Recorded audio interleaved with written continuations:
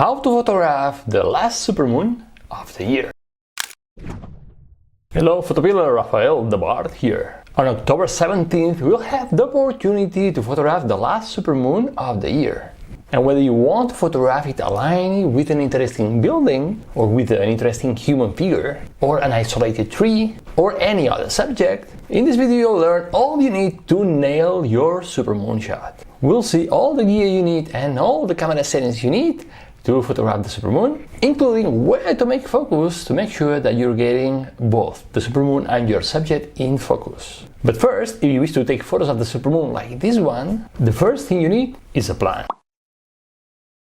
So very quickly, let me plan a supermoon shot. As an example, I'm gonna use the plan of PhotoPills to plan the supermoon rising behind our favorite stone hut in Menorca. I'm talking about the stone hut in Punta Nati. Actually, the plan I'm going to do now is one of the shots that will be captured during the first PhotoPills World Meetup. So we're gonna be photographing the next supermoon on October 17th as a community. There are more than 40 meetups listed, and if you want to join one of the meetups, I invite you to go to photopills.com/blog and look for the PhotoPills World Meetup and join the community to photograph the supermoon. Okay, let's start planning. As I told you, we are in the PhotoPills planner. I'm gonna tap on the map settings button here and switch off the sun layer because we don't need the sun layer to plan the supermoon.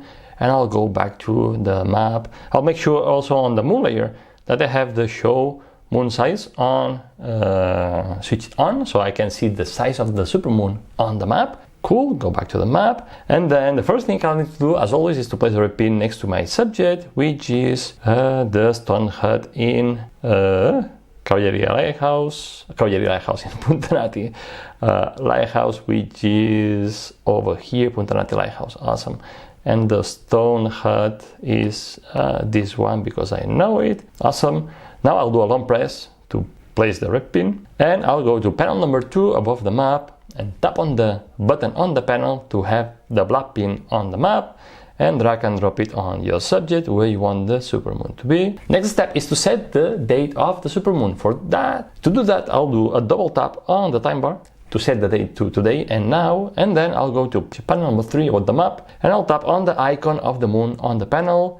That jumps to the next important moon phase, which in this case is the full moon, is the supermoon date that sits on October 17th, 2024. That has been set now in the time bar. Okay, now that I know where the supermoon is rising and setting, I can start looking for my shooting spot. So based on the moonrise direction, which is this thick light blue line you see on the map, I'll know I'll need to go over there. And actually here in Punta Nati we have a nice road next to the parking, so we can shoot the supermoon from here. Perfect.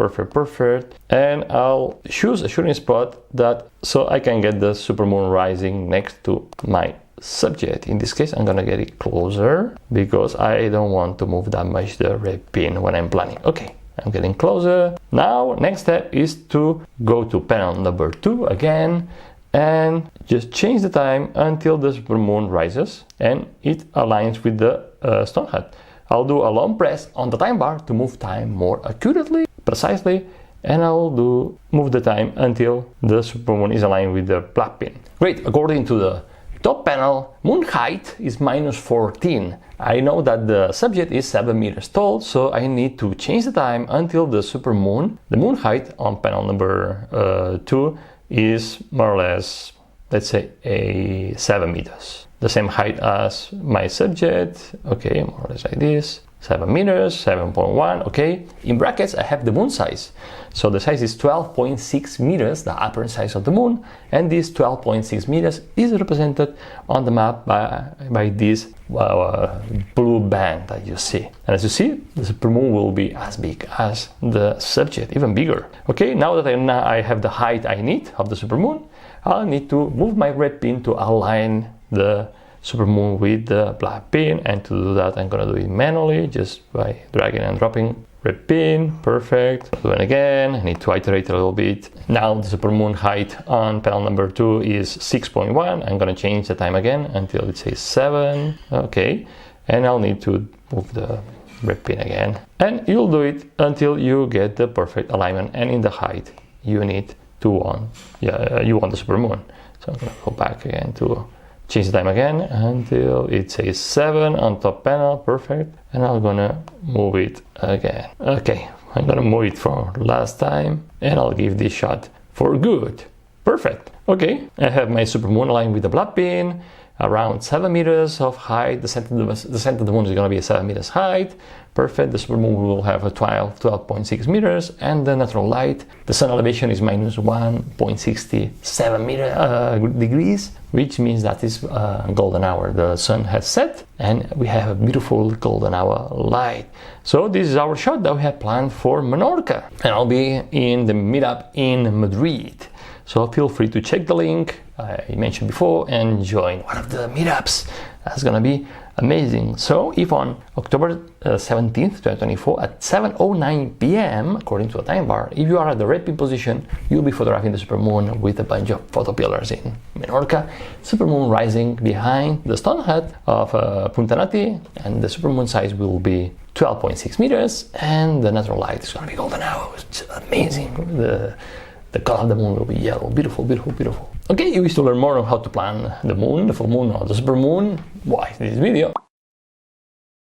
And now that we have a plan for the supermoon, let's see the gear we need to photograph it. So to photograph the supermoon, you'll need your tripod and head, your camera, a telephoto lens, 300, 400, 500 or more. Because if your goal is to center the view of attention on the supermoon and your subject, the longer the lens, the better. And here, if you have a crop sensor camera, you'll benefit of the multiplying effect on the focal length due to the crop sensor. And if you have a teleconverter, it might be a good idea to use it too, to get a much longer focal length if you need it. And also another cool piece of gear that I always recommend is an external shutter release or intervalometer, because when you're shooting, you don't want to touch the camera, because when you're touching the camera, you introduce vibrations into the system, and vibrations produce blurry images.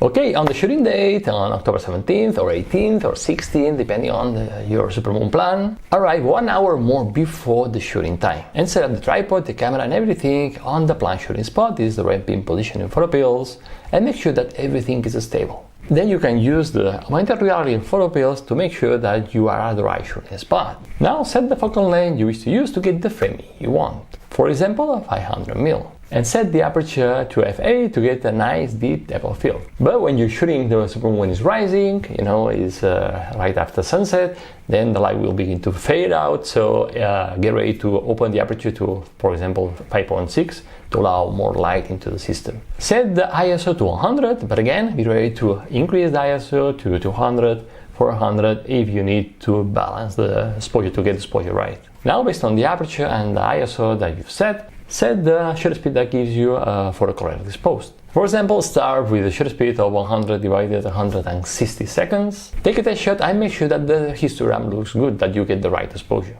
or the exposure you want. But remember not to go over 1 second of exposure time, because you might get motion blur on the moon due to the rotation of Earth. And finally, make focus on your subject and take a test shot. And make sure that first, that again, your exposure is right, but also that you're getting both in focus the moon and your subject. And by the way, there is a really easy way to make sure in PhotoPills that you're getting both in focus your subject and the moon, and I explain it how to do it in this video. Watch it. And after checking focusing, again, make sure that the exposure is correct. That's right. And of course, if something looks wrong, make the necessary adjustments. And also, as always, with the moon shots, I recommend you to bracket the exposure. Because when the supermoon is rising or setting, light changes pretty fast, and you want to make sure that you're getting at least one photo correctly exposed. And usually a one-stop bracketing of 3 photos will do the job. Now, if you wish to learn more on how to plan or photograph the supermoon, I invite you to download our super detailed moon photography guide. I'm gonna leave a link to the guide in the description of this video and in the first comment below. Download it.